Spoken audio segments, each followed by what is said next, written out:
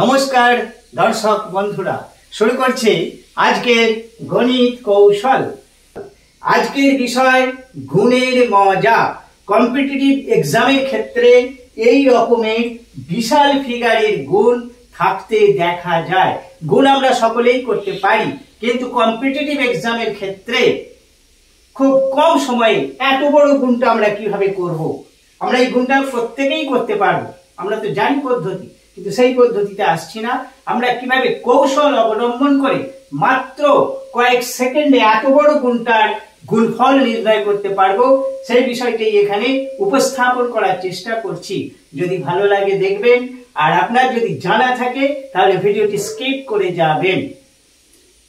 এত বড় সংখ্যা না নিয়ে প্রথমে ছোট সংখ্যা নিয়ে দেখাচ্ছি। প্রত্যেকের জন্য একই নিয়ম, তবে সংখ্যাগুলি থাকতে হবে সব এক থাকতে হবে, একের সিরিজ থাকতে হবে, তবেই এই নিয়মটি প্রযোজ্য হবে। আর 2 এর ক্ষেত্রে, 3 এর ক্ষেত্রে, 4 এর ক্ষেত্রে কি হবে, সব যদি 2 থাকে, সব 3 থাকে, সব 4 থাকে, সেক্ষেত্রে নিয়মটা একটু চেঞ্জ আছে।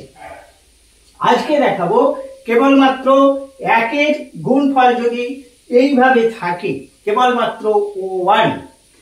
শুরু করছি ছোট ফিগার দিয়ে।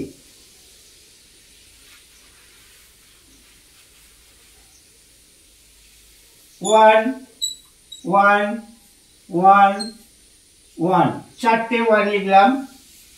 1 2 3 4 5 6 7, 7টা 1 লিখলাম নিচে। এটাকে আমরা খুব কম সময়ে কৌশলে কিভাবে গুণ করব। প্রথমে দেখতে হবে উপরে 4টে 1 আছে আর নিচে রয়েছে 7টা, তো কমন রয়েছে কতগুলো এটা কাউন্ট করে নিতে হবে। উপরে 4টে, নিচে 4টে কমন আছে, আর ওইগুলো এক্সট্রা আছে, অতিরিক্ত আছে। তাহলে আমরা কি করব, 1 থেকে 4 পর্যন্ত পরপর লিখে যাব। 1 2 3 4, 4 পর্যন্ত লিখে নিলাম। এইবার কতগুলো 1 এক্সট্রা হয়েছে, 3টে 1 এক্সট্রা হয়েছে, অতিরিক্ত দেখতে পাচ্ছি। ওই 3টে 1 এর জন্য শেষ ডিজিটটা 3 বার লিখবো। 4 4 4। আবার বলছি, 4টে 1 কমন ছিল, 1 2 3 4 লিখলাম। 3টে অতিরিক্ত 1 রয়েছে, শেষ অঙ্কটা, শেষ ডিজিটটা এই 3টে 1 এর জন্য 3 বার লিখেছি। এবার কি করব, ব্যাকে যাব। শেষ ডিজিটটা 4 আছে, 4 থেকে 1 পর্যন্ত ব্যাকে যাব। 3 2 1 হয়ে গেছে। আমাদের গুণফল নির্ণয় হয়ে গেছে। মাত্র 2-1 বার যদি আমরা এটাকে অভ্যাস করি, তাহলে আমাদের আয়ত্তে অনায়াসে চলে আসবে। একের জন্য কিন্তু নিয়ম এইটাই। হয়ে গেছে গুণ। আরো একটি এক্সাম্পল নেওয়া যাক।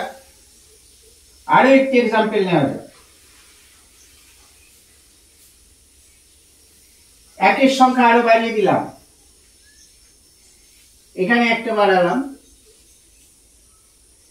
1 2 3 4 5, আর নিচে আছে 3 3 6 7 8 9টা 1 আছে। গুণটা আমরা যদি আমাদের যে পদ্ধতি তাতে করতে যাই, অনেকটা সময় লাগবে এবং ফিগারটাও বেশ বিশাল আকৃতি হবে।